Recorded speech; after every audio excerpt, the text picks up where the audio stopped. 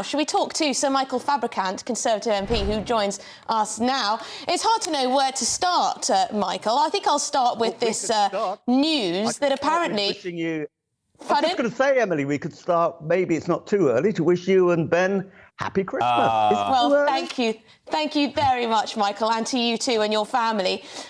First of all, Rwanda. We've spoken about this before many times on this show because it seems like there are endless obstacles. Now, apparently, airlines are worried about their reputation, so they don't want to sign up to the plan. They don't want to provide carriers. What's going on here, Michael? Well, you know, in the Second World War, we know of at least one German train driver who was executed for refusing to take Jewish people in cattle trucks to Auschwitz and other concentration camps. But this is nothing like this. I think that the airlines are just jumping on a woke bandwagon. Let's be clear, you've shown photographs actually on film on your news bulletin of what the accommodation is like in Rwanda. These people choose to come here illegally. Those who come here legally will not be sent to Rwanda. Those people who come here illegally will be sent, or some of them will be sent to Rwanda for processing, and their applications will be considered there. And if they pass, they will be sent back to the UK.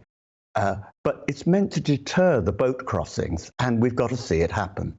How will we get around it? Well, if the airlines still decide that they don't want to carry on with this, and as Chris Hope said, they might well change their minds next year, then you know what? We'll use the Royal Air Force Transport Command. We have extensive facilities in Transport Command, and if necessary, we'll transport them with the RAF.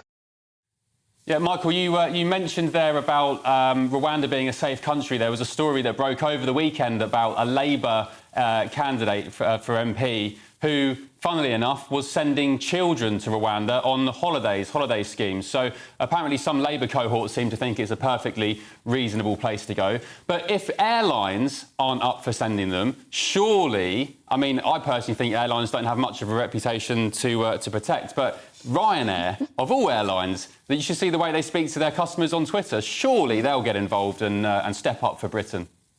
Well, I think you're right. As I say, the RAF could do it if not. Ryanair, oh boy, I remember flying Ryanair. I stick to British Airways. Have I given you an advert now for BA? But honestly, other airlines Ryanair exist. So rude. Michael, I want to get your thoughts on the change of language, I think it's fair to say, if not total change of stance, towards Israel. Rishi Sunak now talking about a sustainable ceasefire. He used to talk about humanitarian pauses. We've also heard from the former Defence Secretary, Ben Wallace. He's very much worried that civilian casualties in Gaza may lead to more radicalisation. Is support for Israel starting to dwindle because it's looking like that? I don't think so. I mean, I was a bit concerned with some of the headlines about the David Cameron article that appeared over the weekend. But when you actually read it, it says you cannot have a ceasefire now, not with Hamas, who have said that they're going to re-attack Israel again and again and again and make it far worse than the last attack, and continuing to fire rockets into Israel. So I think what we're doing is looking to the future and saying that Israel needs to be targeted in their attacks. And let's be honest here, the IDF, you know, you were talking earlier about Winston Churchill. My gosh, can you imagine what people would have been saying on social media if there had been social media, or 24-hour television news, if there had been 24-hour television news, about what went on in the Second World War? Israel is fighting an existential battle to survive. Look, you know, everyone feels incredibly sorry and, you know, feels that the killing of innocent civilians is wrong. But I'm afraid that sometimes, you know, because Hamas actually hides among civilians, that will happen. So Michael, talking of Winston Churchill, we will fight them on the barges. What do you make of the story about his barge being potentially flogged abroad?